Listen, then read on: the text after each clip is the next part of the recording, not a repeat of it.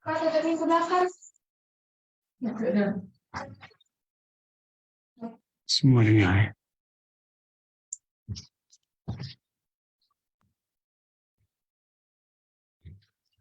Okey. Kita boleh mulai terus ya.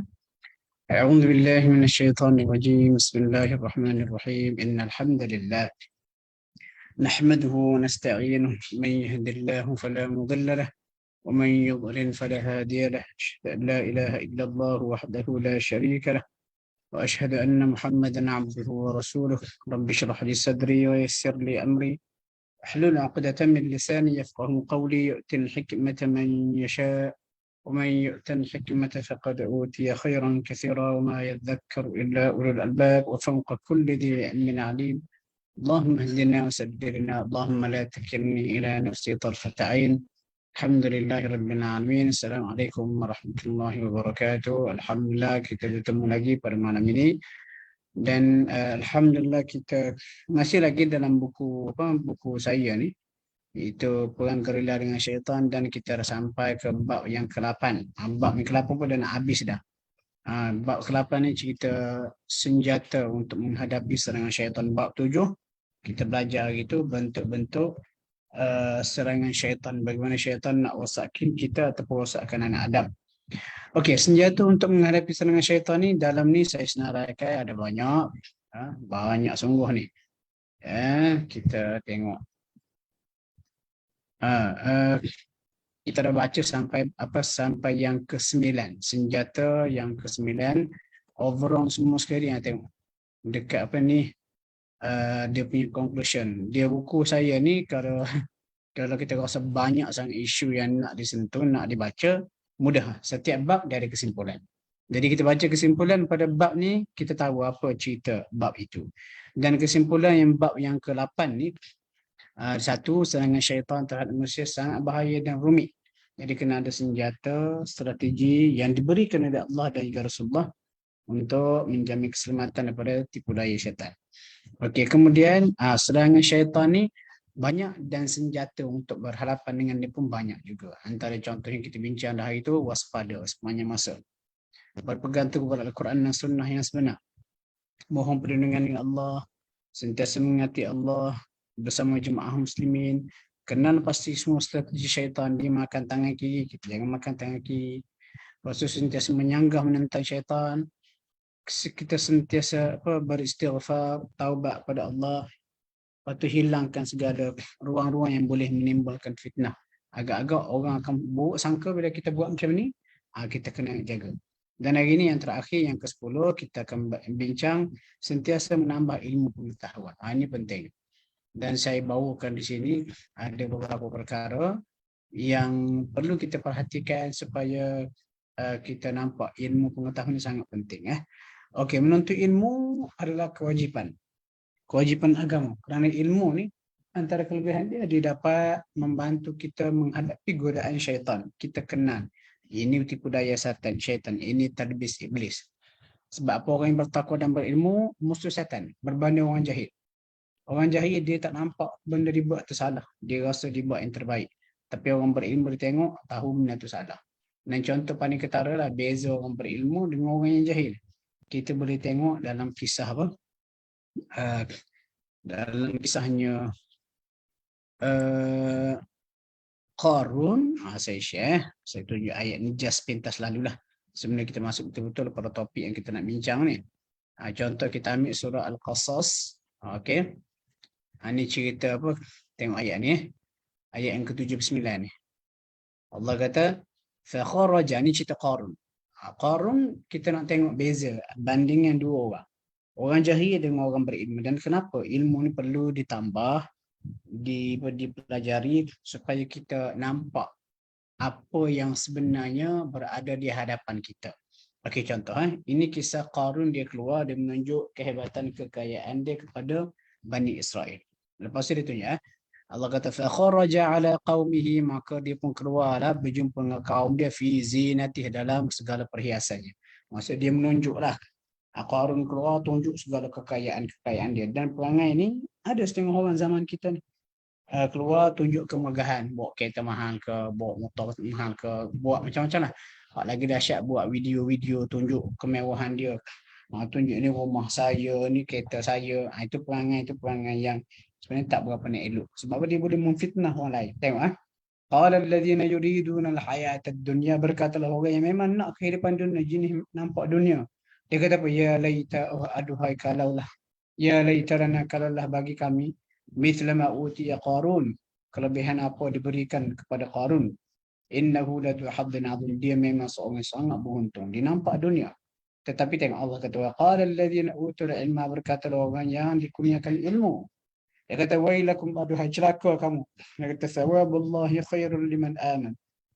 Pahala Allah itu jauh lebih baik kepada orang beriman dan beramal saleh. Wala yulaqqaha, dan tidak diberikan kelebihan itu, kelebihan untuk orang beriman beramal saleh illa sabir, kepada orang, melainkan kepada orang yang sabar. Memang nak menuntut ilmu, nak beramal saleh, kena sabar. Lepas tu kalau kita perhati, lepas tu ayat yang ke-81 cerita Qarun ditelan oleh bumi. Dan ayat yang ke-82 ni, barulah orang yang nampak dunia, yang jahil tadi, baru disedar.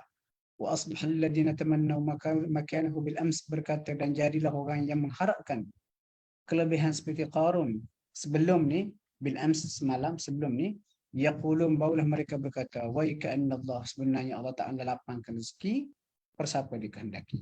Mungkin kita kata jarak di antara Qarun menunjuk kekayaan itu dengan teguran orang berilmu, dengan Qarun ditelan bumi, bukan immediately berlaku.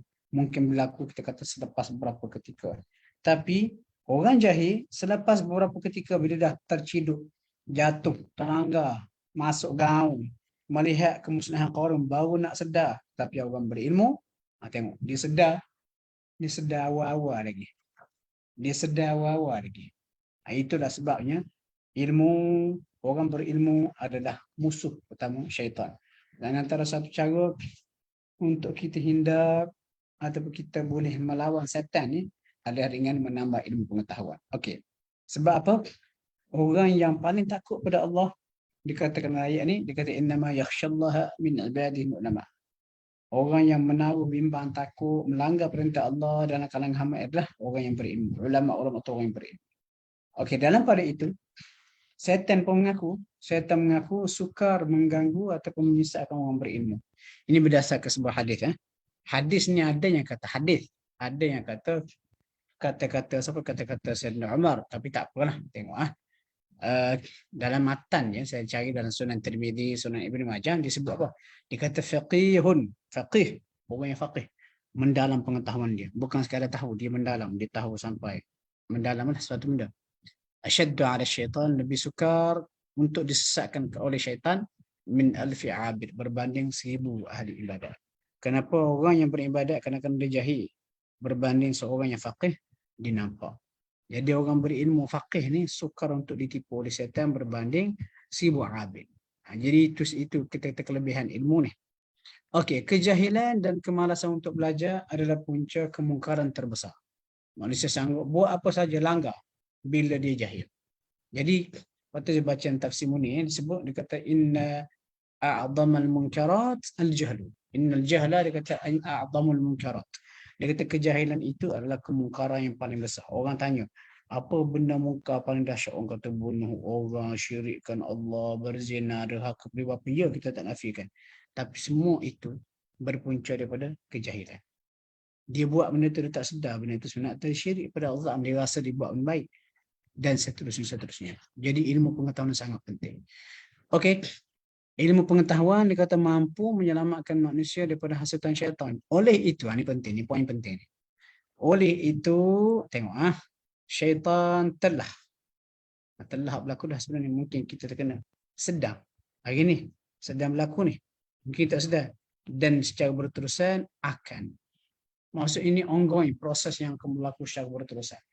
Oleh itu syaitan ni kerja dia nak jauh halang kita daripada laluan menuntut ilmu pengetahuan. Laluan untuk menuntut ilmu pengetahuan. Dan ini saya bagi beberapa contoh lah berdasarkan tadabbur Al-Quran yang saya buat. Yang pertama sekali, dia nak halang ni. Dia nak lambatkan supaya ilmu tak didedahkan. Ini contoh.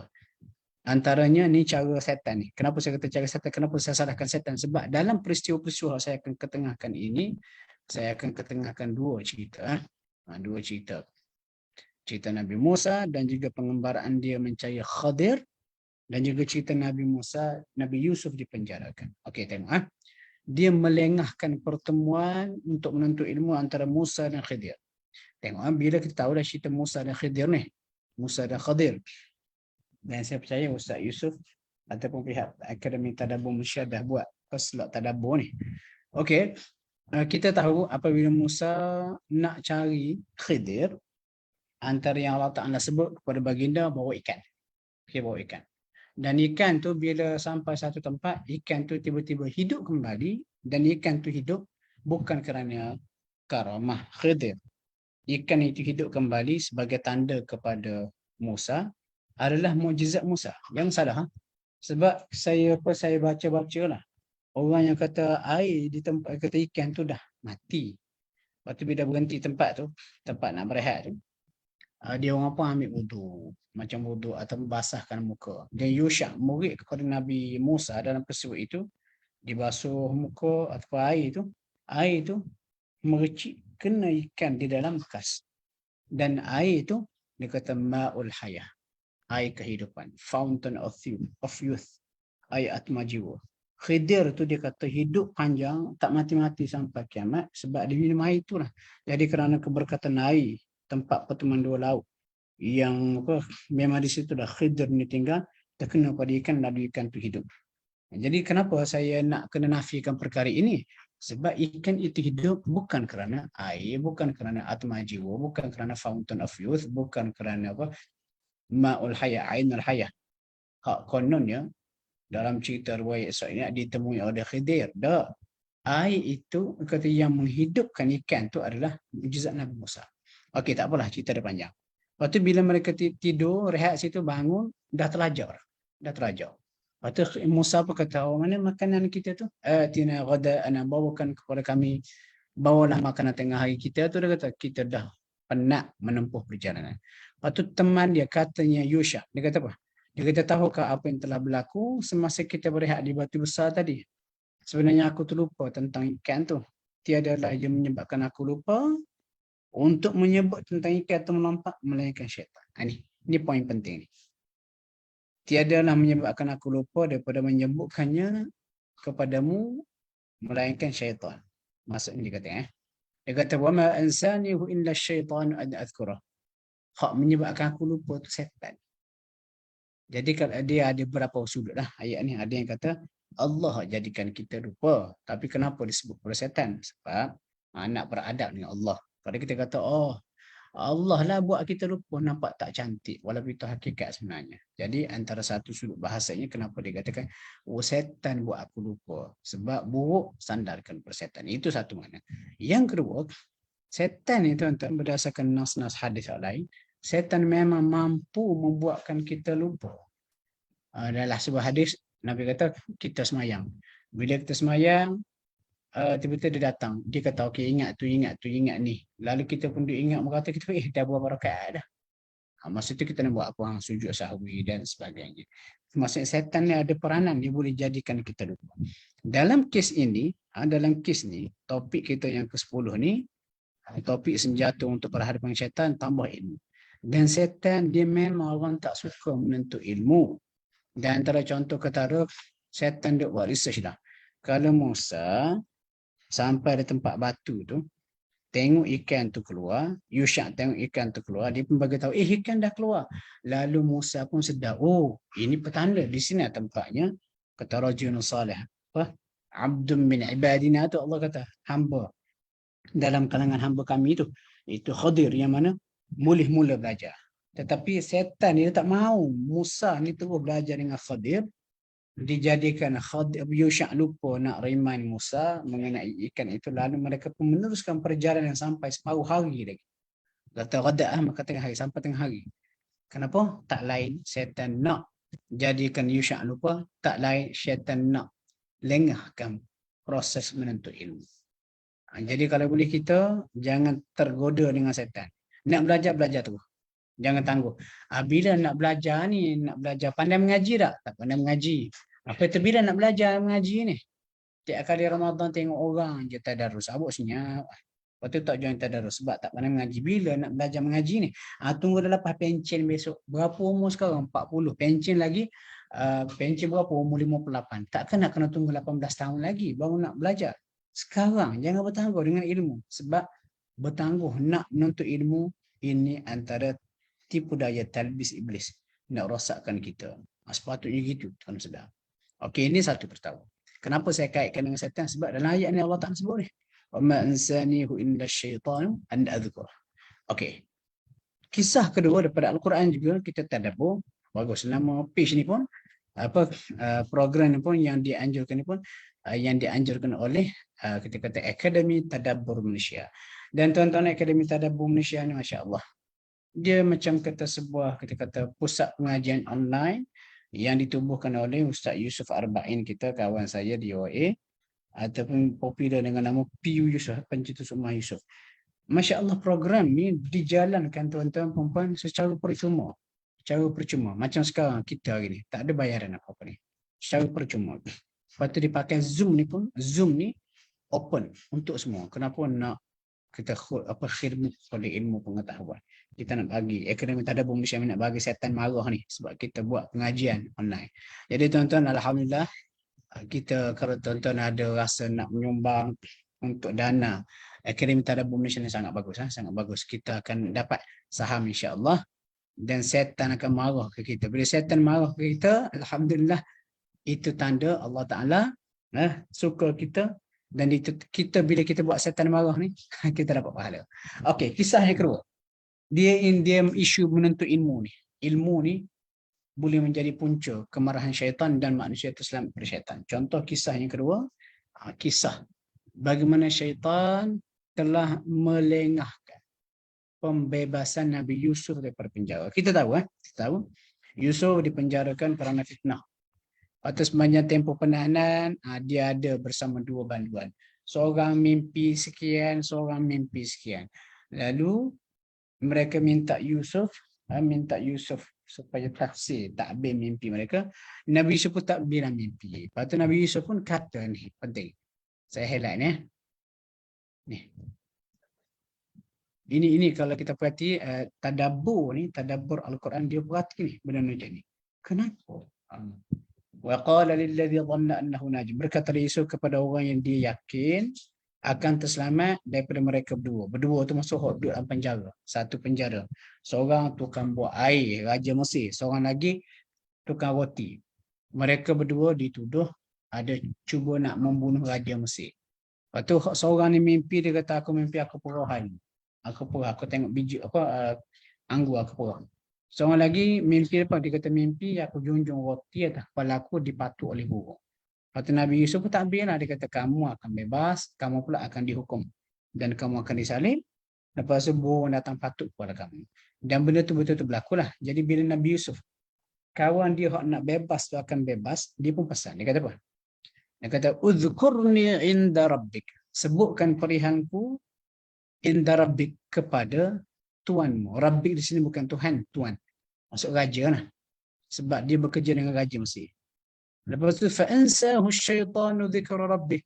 Maka syaitan telah dia dijadikan lupa oleh syaitan untuk sebut perihal Yusuf kepada raja dia. Dia keluar daripada penjara, patutnya dia putuslah, tuanku. Saya dalam penjara gitu jumpa seorang lelaki ni, dia ni orangnya baik, bla bla bla, dia tafsir mimpi pandai. Sepatut cakap. Bila raja dengar kamu tu bercerita, raja kata aku nak kenal lah orang tu siapa. Lepas tu mungkin raja kata okey, boleh bebaskan dia sebab raja di Mesir ni dia berkuasa mutlak, dia boleh beri kemaafan, kita kata pengampunan. Tiba-tiba kawan tu keluar, setan tutup, dia jadi lupa. Dia pun terlupa nak cerita perihal Yusuf. Apa akibat dia? Falabitha, maka tinggallah Yusuf fi sijnin, dalam penjara itu bid'a sini. selama beberapa tahun. Bid'ah ni kalau mengaji bahasa Arab dia sebut beberapa, tapi bid'ah ni dia kata tahun antara 3 ke 9 tahun. 3 ke 9 tahun. Jadi setan ni buatkan teman semenjari Yusuf tu lupa tentang perkara tersebut. Kenapa? Dia nak halang Yusuf keluar segera. Sebab kalau Yusuf segera keluar daripada penjara, maka Yusuf akan menyebarkan ilmu pengetahuan berasaskan wahyu dan tauhid di Mesir. Kemungkinan orang akan ramai beriman kepada Allah. Jadi setan dia tahu. Dia kata punca tauhid atau ilmu berkaitan dengan agama ini akan tersebar di Mesir adalah kalau si Yusuf ni keluar. Lalu untuk mengelakkan Yusuf ni keluar, cara dia kita halang laluan-laluan yang mungkin boleh menyebabkan dia keluar. Cara dia macam mana? Kita pergi dekat pembuat air raja ni, kita tutup. Kita kata bahagian-bahagian tertentu dalam saraf otak dia, lalu dia pun lupa nak cerita. Jadi delay lah ataupun lewat lah keluarnya bebasnya Yusuf daripada penjara. Ini antara contoh kita kata tadabbur yang kita boleh tengok pada ayat ni. Allahu Akbar. Kalau tu tuan-tuan, ini satu reka di sana untuk kata bid'ah ini. Bid'ah ini dikata beberapa tahun. Kalau kita mengaji bahasa Arab, kita tahu bid'ah dia kata tempoh antara 3 ke 9 tahun. Dan ada cerita yang menarik mengenai bid'ah ini, kita boleh tengok dalam surah Ar-Rum. Surah Ar-Rum, saya percaya kalau tuan-tuan biasa duduk tadabbur, biasa jumpa lah ayat ni. Tapi tak apalah, saya share dulu di sini. Alang-alang dah masuk sekali, kita share cerita mengenai surah Ar-Rum, kekalahan Rum. Dia gini surah Zoom. Kalau tu tak ada download. Okey. Tuan-tuan masuk tutup dengar suara macam-macam. Okey. Cerita semasa Nabi di Mekah. Umat Islam ni walaupun umat Islam ni kata-kata macam hati mereka dekatlah kepada orang Rom, sebab Rom ni beragama Nasrani. Asalnya daripada langit. Walaupun mungkin tak pure, dah terpesong.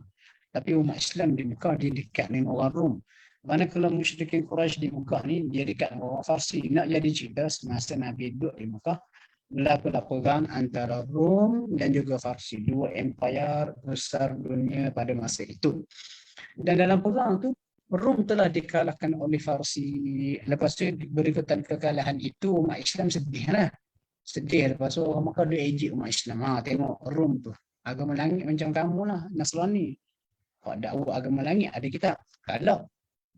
Lepas tu kesedihan itu Allah Ta'ala pun wujud. Allah pun turunkan ayat ni. Allah kata ghulibatir Rum.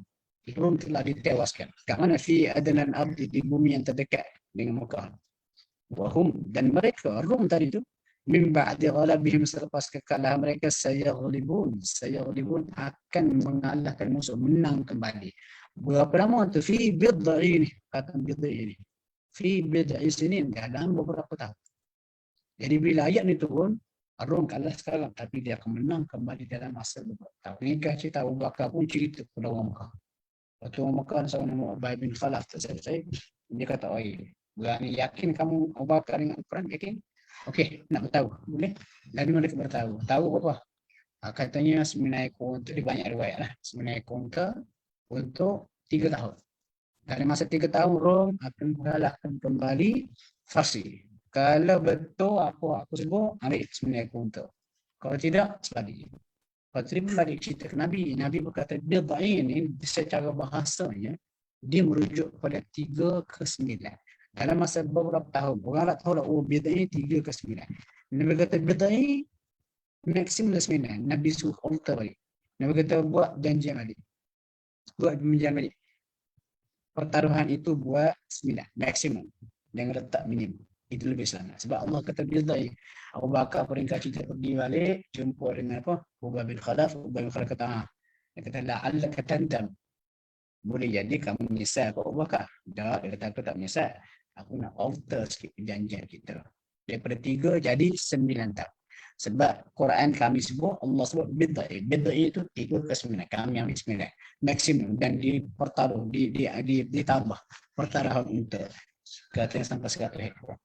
Betul nikah cerita selepas hijrah ke Madinah dalam tempoh 7 tahun. 3 ke 9, 7 tahun. Tahun ke-7 berlaku perang dan Rom berjaya mengalahkan kembali Farsi. Dah ada Abu Bakar masa tu yang dah berada di Mekah.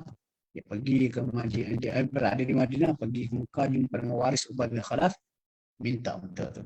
Jadi soalan di sebalik cerita ni, orang kata betul di cerita ni. Dan kalau baca kitab tafsir ada lah cerita ni. Cuma kena ingat ayat yang mengharamkan arak sama sekali secara tuntas itu dalam surah apa? Dalam surah Al-Ma'idah. Surah Ar-Rum ni turun Mekah. Tengok Alif Lam Mim. Dia cerita apa Alif Lam Mim ini huruf muqatta'ah ni. Cerita pasal mujizat Al-Quran semua sekali. Ini tanda-tanda surah Makkiyah turun Mekah. Manakala surah yang mengatakan arak judi itu haram adalah surah Al-Ma'idah. Surah Al-Ma'idah juz yang ke-7 tu. Ni ayat mengharamkan sama sekali arak ni. Allah kata ni, ya ayyuhalladzina amanu wa hum beriman innamal khamru wal maisir wal ansab wal azlam rijsun min amali syaitan fajtanibu. Wahai orang beriman, sesungguhnya arak judi, sembah berhala, wal azlam ternasi pakai anak panah, itu semua kotor daripada kerja-kerja setan, maka jauhilah dia. Mudah-mudahan kamu akan beroleh kejayaan. Jadi ayat ni mengharamkan arak judi turun bila? Turun di Madinah pada tahun ke-9 Hijri, dah agak lewat. Jadi kita jangan terkejutlah, Abu Bakar bertarung macam judi. Nabi membenarkan, ada cerita dia. Itu sebelum pengharam. Sekarang tak boleh pakai lagi cerita tu. Sekadar untuk angkat mujizat Al-Quran pada bahasa. Sebab tu, okay, balik sebentar pada buku kita tadi. Sebab tu, dalam kita nak tadabbur Al-Quran, penting untuk kita memahami bahasa Arab. Ataupun saya kata, kita kata memahami bahasa Arab. Lebih elok lagi kita menguasai bahasa Arab. Sebab tu kalau ulama tafsir, dia nak memahami Al-Quran, dia tak simply faham macam tu. Dia merujuk pada bahasa Arab. Sebab apa bahasa Arab? Sebab Al-Quran tu dengan bahasa Arab. Dan kalau saya nak katakan Al-Quran, kenapa Allah tak pilih untuk turunnya dalam bahasa Arab? Mungkin orang akan berkata, kebetulan saya dan Nabi orang Arab, orang bahasa Arab lah. Tak ada. Dia bukan begitu. Dia dalam kata pengetahuan ilmu Allah tidak ada kebetulan. Tak boleh kita kata. Kenapa bahasa Arab? Ialah Al-Quran turun di Mekah pada Nabi orang Arab, bangsa Arab. Dah kebetulan Nabi orang Arab, bahasa Arab ada. Al-Quran ni kemuncak kesempurnaan. Dia adalah kalamullah. Okay? Al-Quran turun bila? Malam terbaik, malam Al-Qadar. Okay? Bulan terbaik, bulan Ramadan. Bila? Dalam apa kita kata dibawa oleh siapa? Jibril, malaikat terbaik. Kepada Rasulullah, Nabi terbaik. Of course, dalam bahasa terbaik. Lepas tu kita perhati benda macam ni, dia boleh membantu kita untuk memahami. Okay, habis. Okay. Syaitan membuatkan teman sepenjara Nabi Yusuf lupa tentang perkara tersebut. Kenapa nak halang baginda segera bebas? Kenapa? Bila bebas akan tersebar ilmu pengetahuan. Sebab tu tuan-tuan, kita jangan jadi ejen setan. Ejen setan macam mana? Menghalang penyebaran ilmu, ataupun kita jangan ditipu oleh setan macam mana? Kita berlengah-lengah tak mau menuntut ilmu dengan berbagai alasan. Okey tuan-tuan habis lah. Itu habis bab yang ke-8. Sekarang kita masuk bab yang ke-9. InsyaAllah sempat habis ni. Sampai pukul 10 suku. InsyaAllah kita sempat habis. Okey, bab yang ke-9. Bab ni popular ni. Benarkan sebaik-baik jin, sejahat-jahat manusia. Oh, cerita Melayu. Contoh saya tengok filem ada tajuk dia Damping Malam. Pelakon dia Amy Mastura dengan Datuk Ezra dengan siapa? Amy Mastura Ahmad Idham. Dia buat cerita Damping Malam. Cerita tu dia buat lawat cerita bagaimana si Amy Mastura isteri gini jumpa dengan bomoh, buat perjanjian dengan setan semua sekali untuk nak ikat suami dia, macam ikat suami supaya suami tak kahwin dan sebagainya. Lepas tu dalam filem tu ada watak si ustaz. Ustaz ni penasihat Ahmad Idham. Dia kata kita tak boleh berdamping dengan jin. Kenapa? Sebaik-baik jin, sejahat-jahat manusia. Dia kata sebaik-baik jin, sejahat-jahat manusia. Dan benda ni memang popular dalam kalangan orang Melayu. Popular semua. Sebaik-baik jin, sejahat-jahat manusia. Saya ingat masa kecil-kecil lagi. Jadi saya pun fikir betul ke tidak. Tetapi pemikiran itu sekadar habis macam tu lah. Sebab kita tidak ada ilmu-ilmu alat untuk apa kita kata kita buat penilaian betul ataupun tidak kenyataan ini. Jadi alhamdulillah lepas kita lama belajar, saya temui jawapan dia daripada Al-Quran dan juga Sunnah yang menyangkal kata-kata ini. Ini tak betul. Hari ini kita akan buat analisis, betul ke tidak dan sudah pasti tak betul lah. Ini bab 9 saya masukkan. Benarkah sebaik-baik jin sejahat yang manusia? Jawab dia tak betul. Ini adalah satu kenyataan yang zalim. Yang zalim terhadap saudara-saudara kita, jin-jin di luar sana. Kalau jin-jin ada sekali, mereka akan senyum. Mereka ucap terima kasih ke saya. Tapi sebab kita tak tengok mereka. Okey. Sering kali kita dengar perkataan, pernyataan sebaik-baik jin sejahat manusia. Asas pertama yang kita kena pegang, bila jin, malaikat setan benda ghaib. Bila sebut benda ghaib, tak boleh simply saya rasa. Kawan saya cakap, ustaz tu bilang, saya tengok filem cakap, tak boleh. Bila merujuk kepada benda ghaib, wahyulah asasnya. Okey. Oleh kerana alam jin adalah alam ghaib yang terhalang daripada alam nyata, manusia tak boleh berbicara tentang jin kecuali mengikut baca Al-Quran dan juga Sunnah. Itu lebih standar. Okey, tanpa kedua asas, barang kenyataan kepercayaan berkaitan dengan jin boleh dianggap khurafat. Tak berasas, rapuh dan tak boleh dipegang. Okey, kenyataan itu sebenarnya salah. Bercanggah dengan Al-Quran dan juga Sunnah serta akal ni waras. Banyak hujah. Mari kita buat analisis hujah-hujah. Okey, mula sekali hujah pertama. Jin turut dipertanggungjawabkan dengan taklif agama seperti manusia. Allah kata sanafruqu lakum ayyuhats thaqalan. Kami akan urus hitungan dan balasan amalan kamu baik atau buruk pada hari kiamat. Wahai manusia dan juga jin. Macam kita tahu kita buat jahat dapat dosa, humban ke neraka. Buat baik dapat pahala insya-Allah ke syurga. Rupanya taklif itu bukan hanya pada manusia tetapi terpakai juga kepada jin. Sebab tu ayat ni Allah kata kami akan menguruskan hitung dan juga balasan kamu wahai manusia dan juga jin. Jadi apabila jin juga dipertanggungjawabkan dengan taklif agama, sudah pasti Allah akan menilai mereka secara terbuka berdasarkan apa mereka buat.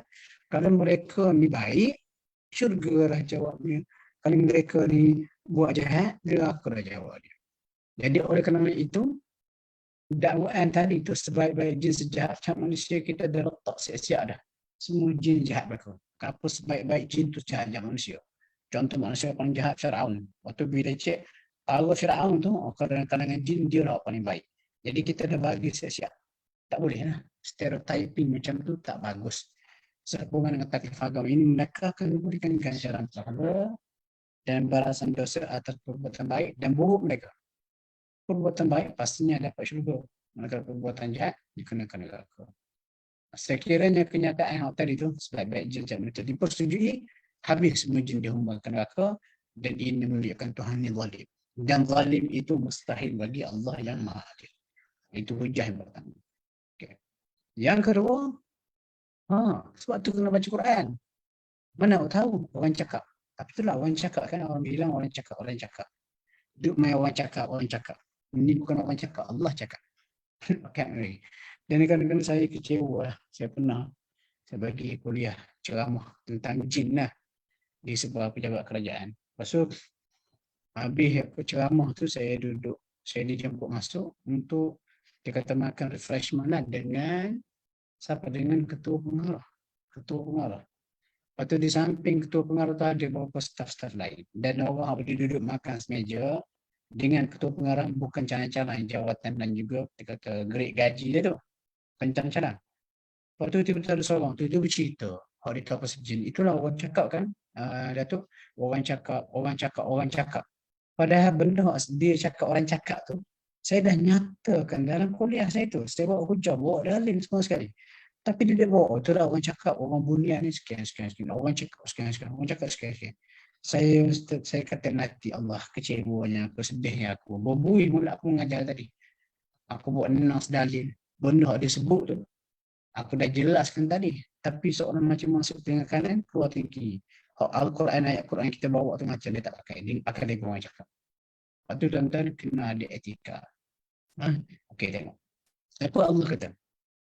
Allah iktiraf jin yang salih dan mereka ni pasti layak ke syurga. Allah kata wa anna minnas salihun.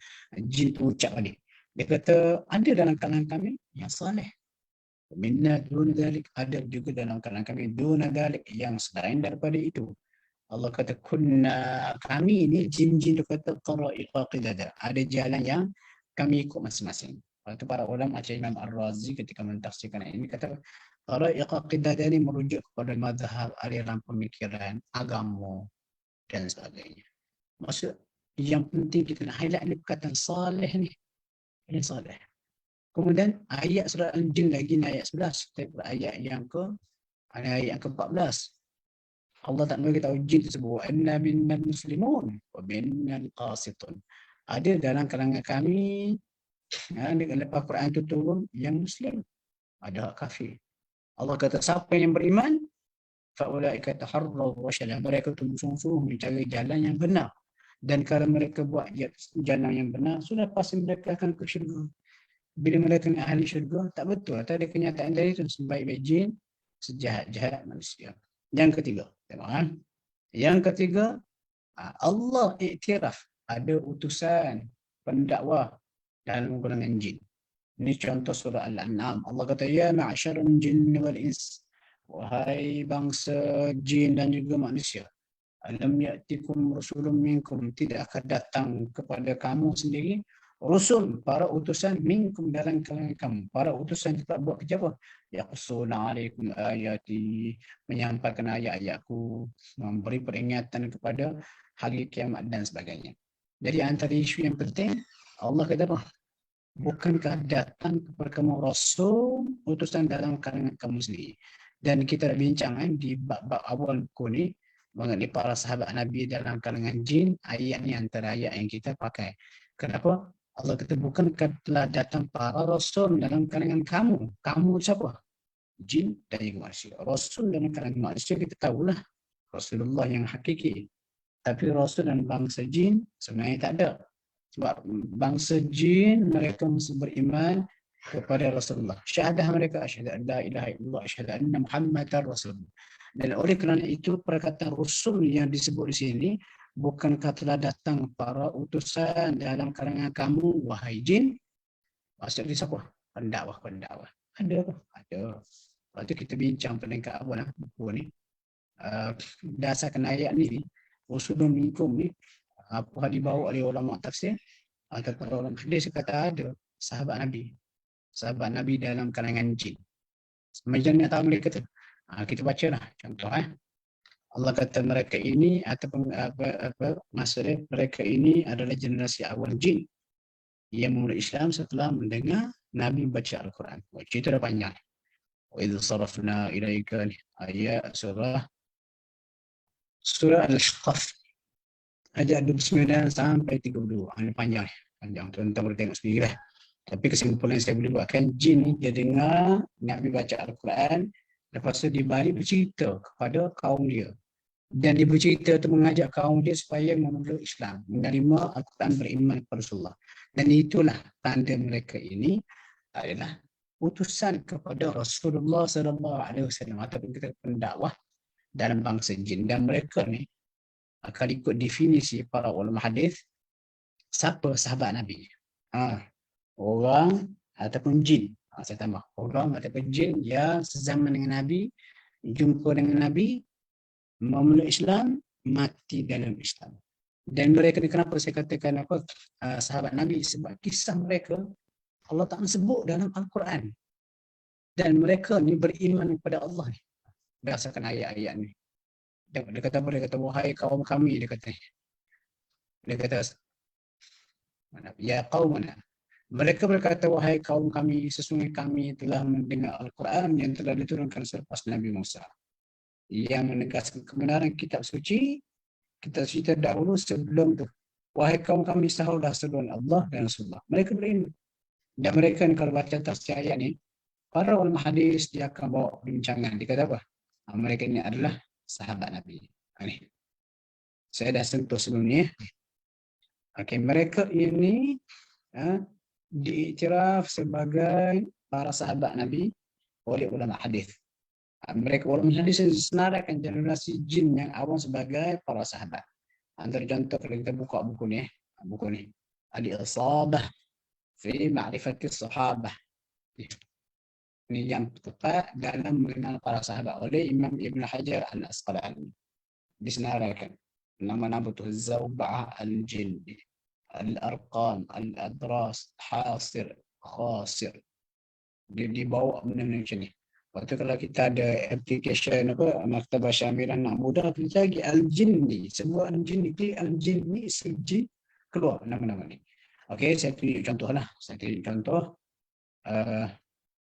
Ya, kita tengok Al-Isabah.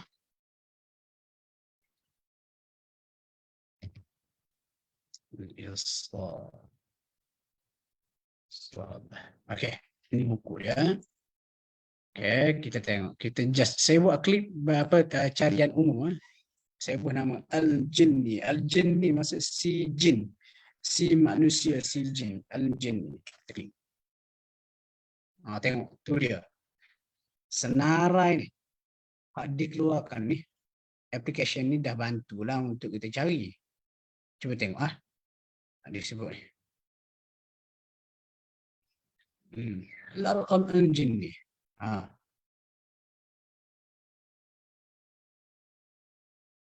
Tengok kalau saya nak baca kat sini. Al-Arqam bin Abdullah bla bla ni nama sahabat. Kemudian satu lagi. Ditulis ni. Dibuat oleh senarai oleh Ibn Hajar. Al-Arqam nama orang Al-Jinni, si jin. Dia kata siapa? Ahadul jinni alladhina istama'ul Qur'ana minal jinni nasibin. Dia kata ni seorang daripada jin hak first mendengar Al-Quran. Hak mana tu? Ayat tadi itulah. Wa idh sarafna ilaika nafaran minal jin. Kita baca tadi. Ni. Saya baca ni. Wa idh sarafna ilaika nafar sekumpulan jin. Sekumpulan jin tu. Lagi siapa? Disebut lagi Ini ke? Fa idh huwa sabir jin kita okey. Apa? Ini semua.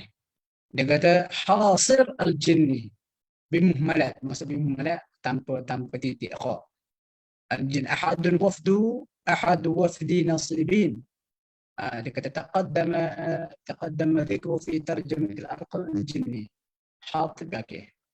Ini semua ni. Very interesting. Sama juga. Hasan al-Jinni. Si jin. Ni kalau kita mengaji hadis ni, jumpa ni.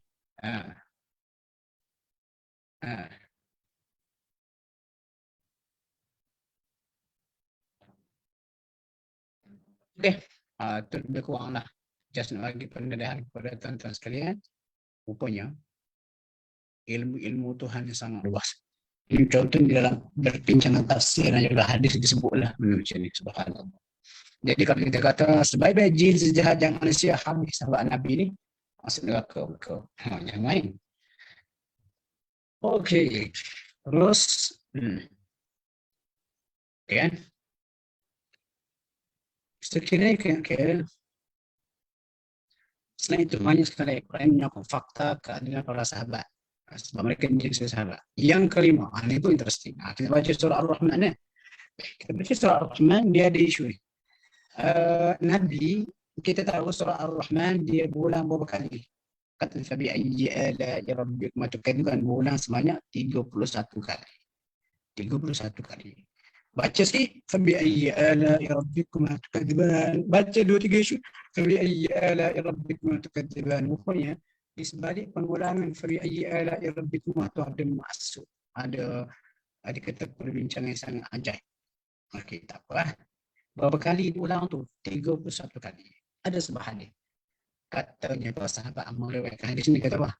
Dia kata kharaja Rasulullah sallallahu alaihi wasallam, Nabi keluar jumpa sahabat dia. Faqara'a alaihim surat Ar-Rahman. Nabi bacakan kepada sahabat Nabi manusia ni surah Ar-Rahman daripada awal sampai ke akhir. Fasakatu, mereka senyap, tak kata apa. Faqala Nabi kata laqad qara'tuha, aku baca surah ni al-jinni, kepada jin, lailatul jinni, pada malam aku berdakwah kepada bangsa jin. Fakanu ahsana mardudan minkum, mereka tu jauh lebih baik lebih elok responnya berbanding kamu. Kenapa? Kuntu kullama ataitu ala qawli, aku setiap kali sampai ayat ni fabi ayyi ala'i rabbikuma tukadziban, maka dengan nikmat Tuhan kamu berdua, wahai manusia dan juga jin, yang mana satu kan tukadziban, kamu berdua nak dustai. Tiap kali baca ayat ni jin akan jawab, qalu, mereka kata la bi syai'in min ni'amika rabbana nukadzib falakal hamd, tidak ada satu pun nikmat-nikmatmu wahai Tuhan kami nak dustai, bagimu lah segala pujian. Nabi puji ni, Nabi puji. Nabi puji jin-jin ni. Maksud mereka dulu dekat dengan Nabi, mereka sangat responsif. Maksud mereka menghayati apa yang nak baca itu. Subhanallah. Subhanallah. Celik mata kita ni. Suara bergema. Okey kok. Okey. Ayat ni berulang 31 kali dalam surah Ar-Rahman. Soalan dia, kenapa berulang 31 kali? Benda ni sepatutnya double, suara double. Kenapa ya? Kenapa 31 kali surah Ar-Rahman? Berulang 31 kali. Fabi ayyi ala'i rabbikuma tukadziban. Okey, saya ada tulis story. Ini insyaAllah saya nak compile buat buku. InsyaAllah tu dalam proses. Ni idea ni sebab apa, masa PKP tahun 2020, masa PKP tu turun ke bawah Ramadan, setiap malam, setiap hari saya akan petik satu juzuk tu, kita buka bawa semua, kita ambil 2-3 ayat saja kita share. Okay. Fabi ayyi ala'i rabbikum tukadziban. Tidak heranlah jika lihat panggilan dan cerita hadis ini. Kenapa? Matematik. Mudahnya, okey. 8 kali ya. Diulang sebut sejurus Allah menyatakan berbagai nikmatnya. 8 kali diulang ini bertindak menyadarkan manusia hanya Allah, Tuhan yang sedaya disembah. Kemudian 7, berikutnya 7 kali pula diulang sebut dicela peristiwa akhirat dan azab neraka. 7 itu pula mewakili 7 pintu neraka. Kemudian tahu sebab dalam ayat lain Allah Ta'ala sebut neraka ada 7 pintu. Kemudian habis tu ayat berikutnya 8 kali pula ulang. Fabi ayyi ala'i rabbika, 8 kali diulang sebut dicela perihal syurga kelas atas. Punya dalam surah Ar-Rahman ni dia cerita mengenai kejadian ciptaan Allah, peristiwa akhirat dan juga neraka. Waktu peristiwa akhirat, syurga kelas atas, Al-Muqarrabun, yang masuk syurga tanpa audit. Waktu dia cerita pula syurga kelas biasa, golongan kanan dapat kita amal tangan kanan. Jadi 8 disebut syurga kelas atasan. Yang 8 tu dia kata mewakili 8 pintu syurga. Waktu sebut 8 yang terakhir juga disebut celah-celah ayat-ayat syurga kelas bawah, kelas kedua. Dia sebut 8. Kenapa 8? Sebab syurga ada 8 pintu. Jadi kesimpulan kata apa? Para ulama lalu menyimpulkan susun al-turaq fabi ayyi ala'i rabbikum tersilat. Kata apa? Sesiapa yang yakin berpegang hanya Allah, pencipta berbagai nikmat di alam semesta, yang disebut sebelum 8 kali ulangan ayat di atas, bakal ditempatkan dalam mana-mana syurga. Kelas atas ada 8 pintu, dan kelas kita kata golongan kanan punya ada 8 pintu, dan dihindarkan daripada neraka yang ada 7 pintu.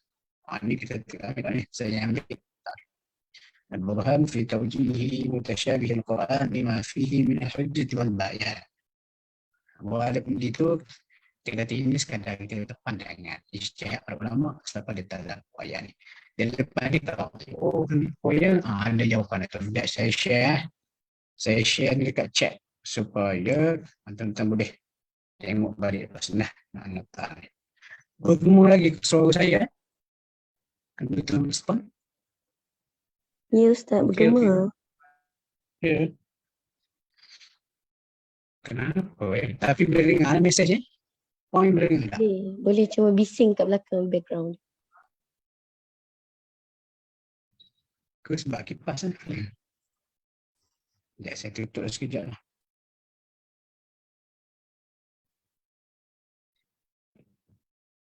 Nanti saya dah tutup kipas. Okey, habis. Kita balik semula kepada buku kita tu. Oh, sorry. Jadi kesimpulan dia diulang sampai 31 kali, itu antara hikmah dah. Seperti mana ditakwil oleh para ulama, tak semesti kita kata benda tu betul 100%, tapi at least ada something dia nak tu. Ada something. Okey. Kemudian hujah yang ke mana? Allah berfirman, dia sediakan syurga untuk manusia dan juga jin.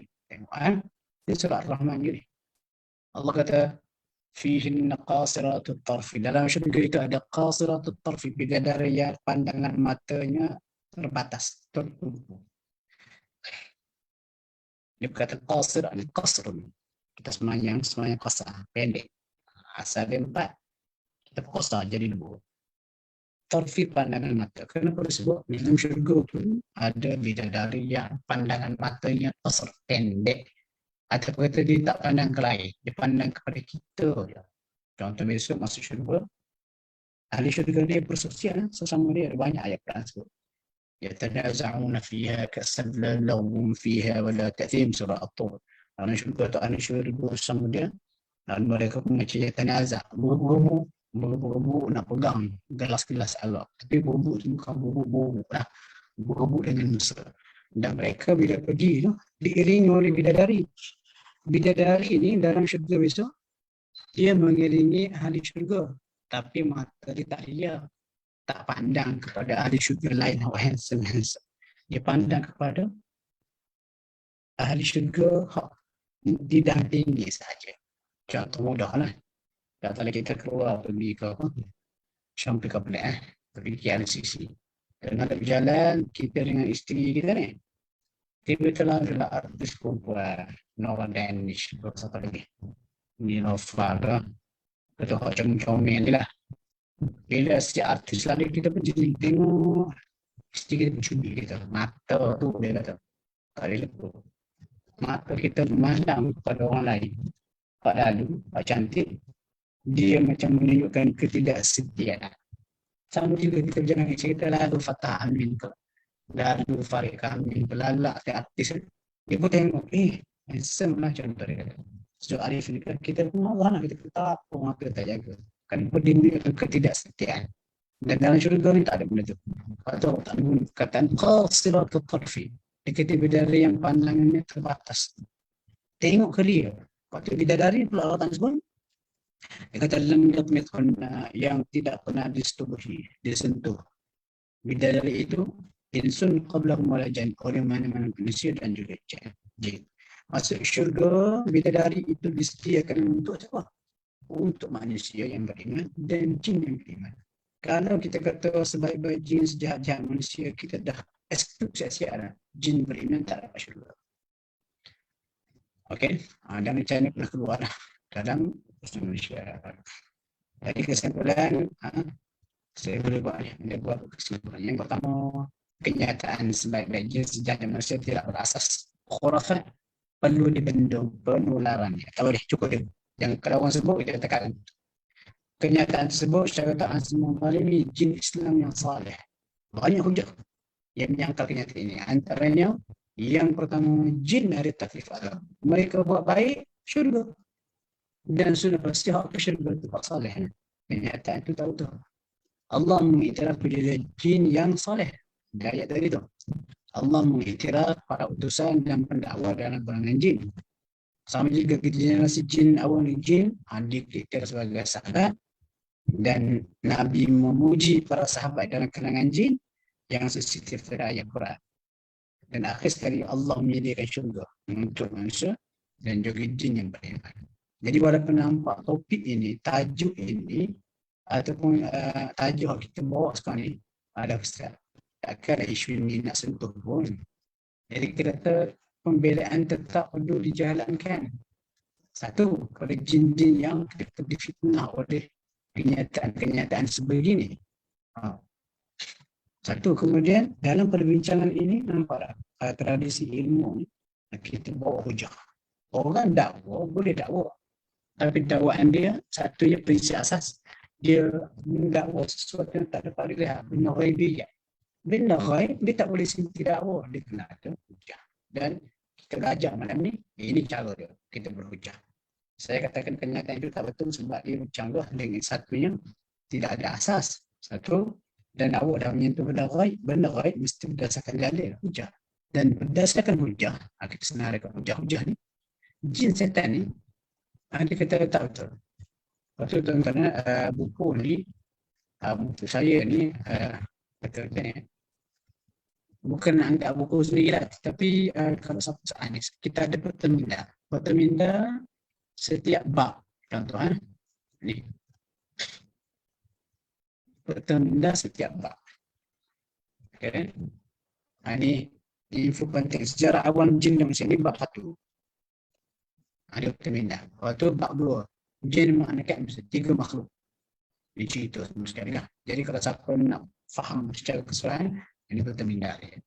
Lepas tu yang bab seterusnya persamaan antara jin dan manusia. Ni.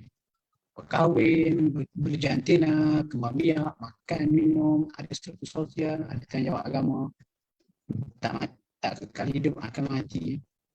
Lagi kelebihan jin berbanding manusia, hidup lebih lama, mampu pada suka terbang.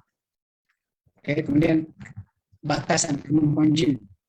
Mereka tak tahu benda ghaib, kita bincang dah.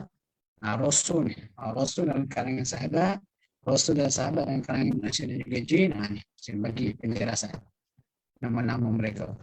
Adakah jin boleh ditangkap? Kita bincang lagi. Jawapan dia tak boleh. Nas kata tak boleh. Waktu sifat syaitan, kemudian ni topik malam ni. Benarkah sebaik-baik jin secara manusia? Kesimpulan dia kita kata betul. Ini hujah-hujah dia. Ada 1, 2, 3 sampai 6. Jadi kalau kita nak faham secara lebih umum, bab ni, bahagian awal ni, common number ni, di situ lah ni. Tapi kalau kita bincang hari ni, ni lah topik sekarang ni. Okay. Habis tuan-tuan, kita berhenti setakat tu. Ada masa 2 minit mungkin kita boleh buka untuk sesi soalan jawab. Cuma untuk sesi akan datang, insyaAllah, topik ini menarik. Begini rupanya lintasan syaitan. Ini kadang-kadang kita belajar, tapi kita tak sedar. Kita dibisik oleh jin dan juga syaitan. Ini saya cerita pengalaman saya sendiri. Terkena godaan setan. Dia terlintas dalam kepala. Dan saya terkejut. Waktu baru saya sedar, oh ini rupanya. Ini saya tak sedar lagi. Kita akan bincang untuk sesi yang akan datang. Jadi kalau tuan-tuan rasa tak sabar, kena beli buku ni. Kena beli buku ni dan baca bab 10 ni. Allahu'ala. Okey, soalan saya tengok saya tanda bagi lagi ni. Okey, Ustaz, dalam mengundi ilmu kerana berasa penat dan semangat nak belajar makin kuat, adakah ini talbis iblis? Bagaimana nak dorong supaya terus kuat? Bagi saya dia bercampur. Ya, talbis iblis, tapi ini kita sifat manusia. Pernah Nabi, sahabat Nabi, Nabi Hudzaifah, saya lupa ke Allah lupa dia. Abu Bakar keluar. Dia jumpa si sahabat. Kenapa kamu? Kata-kata yang wakar kita ni aku duduk dengan Nabi. Aku rasa macam Allah nampak syurga neraka. Dahsyatlah. Balik duduk rumah jumpa anak isteri hilang tu. Lupa habis apa yang Nabi sebut. Aku rasa macam aku munafik. Kata-kata yang wakar lah. Aku rasa dunia sama. Marilah kita jumpa dengan Nabi. Minta saya. Jumpa dengan Nabi. Nabi kata apa? Kita ni manusia. Nabi kata sa'ah. Maka ada ketika dia. Dan kita menuntut ilmu kita rasa letih. Kurang semangat itu perkara biasa, bukan yang bertanya. Kita mengajar agama ni, saya percaya Ustaz Yusuf adalah kita kata founder pada akademi ada buku. Sebab tu kita kena ada kawan, ada teman belajar sekali. Sebab tu kita kena pergi kuliah agama, pergi kelas-kelas pengajian. Katakanlah kita rasa letih, boring, tengok kawan kita semangat, dia boleh bangkitkan semangat kembali. Katakanlah kita tak pergi kelas, kawan kita akan tanya, kenapa tak sihat? Kita beritahu lah. Jadi itu perkara biasa sebagai manusia. Kita ingat kita ni manusia. Cuma dia akan jadi talbis iblis ni. Kadang sekiranya kita tak pergi sebab kita rasa kita tak mudah. Kita dah berilmu. Itu bahaya. Tapi ini perkara biasa. Semua berlaku. Saya pun alami kadang-kadang bila kita alami benda ni, kita berehat. Kita berehat. Kenapa untuk diri kita pada hal yang perlu kita tunaikan. Allah Allah. Bagus soalan. Lagi soalan lain? Ada buka mic? Assalamualaikum Ustaz. Waalaikumsalam. Ya, sila. Ustaz, saya nak curious ni Ustaz Kalau iblis dan syaitan dia akan menyesatkan manusia sehingga kiamat lah daripada jalan Allah. Adakah mereka juga menggoda dan menyesatkan bangsa mereka sendiri, jin tu sendiri juga? Oh, okey. Susah nak cakap tu. Satu, kenapa saya kata susah nak cakap? Sebab saya tak jumpa dalil dia menyesatkan sesama dia. Saya tak jumpa dalil. Cuma adalah pengalaman perawat, tapi pengalaman si perawat ni pun tak boleh jadi hujah sebagai hujah yang tuntas, hujah yang pasti, sebab ini benar baik, itu pengalaman peribadi dia. Macam contoh antara perawat yang popular lah, kalau siapa-siapa dalam bidang rawatan ruqyah Islamiah ni, Syekh Wahid Abdul Salam Bali. Syekh Wahid Abdul Salam Bali. Dia cerita pengalaman dia bila merawat orang kena jin. Dia bukan sekadar merawat, tapi dia berdakwah juga kepada jin tu. Akhir jin tu masuk Islam. Kemudian bila jin tu masuk Islam, dia nasihatlah, dia kata jangan balik ke penempatan kamu kok masih belum Islam, pergi ke masjid sekian. Di masjid tu ada jin-jin yang Muslim yang saleh. Lepas tu kalau kita nak kata dalam bangsa atau dalam hierarki manusia, ada yang cerdik, ada yang bodoh, ada pemimpin, ada kita kata pengikut. Dan dalam hierarki bangsa jin pun ada juga benda sama. Macam contoh jin-jin yang kuat, Quran sebut ifrit minal jin. Jin-jin ifrit. Lepas tu ada dalam surah Al-Jin, Allah Ta'ala sebut wa innahu kana yaqulu safihuna 'ala Allahi syatata. Ada pebodoh dalam kalangan jin ni telah mengucapkan sesuatu yang kita kata apa? Yang melampaui batas terhadap Allah. Dia kata Allah ada anak. Jadi kalau kita perhati secara umum, adakah mereka menyesat sesama mereka? Allah alam, tetapi dalil-dalil yang secara umum menunjukkan ada dalam kalangan mereka yang bodoh. Bila bodoh, pastinya terpengaruh dengan hak cerdik. Lepas tu macam manusia, jin-jin pun dia ada nak angkat, nak jaga diri pengaruh. Dan iblis, jin-jin kafir ni, setan-setan anak cucu pengikut dia bertuhankan iblis. Kenapa? Iblis itu tak sesatkan dia. Iblis itu tak sesatkan dia. Allah alam. Okey, lagi soalan lain? Terima kasih Ustaz.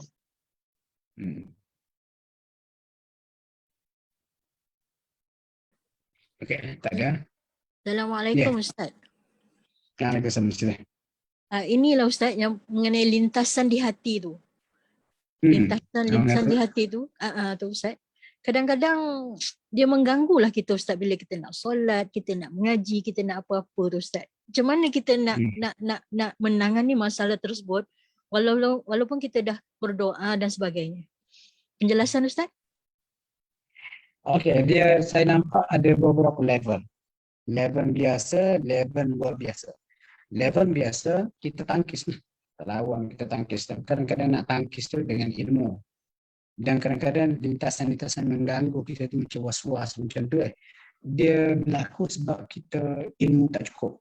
Kita tak belajar betul-betul. Kita rasa bodoh kita tak cukup sebab kita tak belajar. Jadi cara dia waktu kita pergi belajar supaya kita clear sembuh. Hak kita buat ni berdasarkan ilmu. Tak perlu kita layan lagi was-was atau lintasan-lintasan tak sepatutnya. Kalau saya nak pergi lebih ekstrim sedikit, kalau sekiranya lintasan-lintasan terlalu ekstrim, mungkin kita pergi berubat. Berubat atau kemungkinan berubat secara rohani, pergi jumpa kita kata orang yang boleh ruqyah ke. Dan bila kita betul ada gangguan ketika rawatan ruqyah tu, dia akan ada respon dia. Saya tak tahu, jangan cari saya tak belajar benda ni, cuma saya tahu prinsip-prinsip. Ataupun kalau sekiranya dah pergi ruqyah, tak hilang juga lintasan-lintasan atau gangguan tu, memang kena jumpa psikiatris. Memang kena jumpa psikiatris. Mungkin ada, kita ada chemical imbalance dalam, kita kata mungkin saraf otak kita, yang mana mungkin kerana trauma jatuh ke, ataupun kita trauma emosi masa kecil yang menyebabkan kita jadi sakit. Kenapa saya sebut? Saya jumpa orang macam ni. Dan orang macam ni kena pergi jumpa doktor, pakar, psikiatris, dia kena ambil ubat. Dan saya pernah jumpa, dia ada saudara saya, almarhum dah meninggal. Dia sendiri doktor pakar. Dia ni doktor pakar kulit.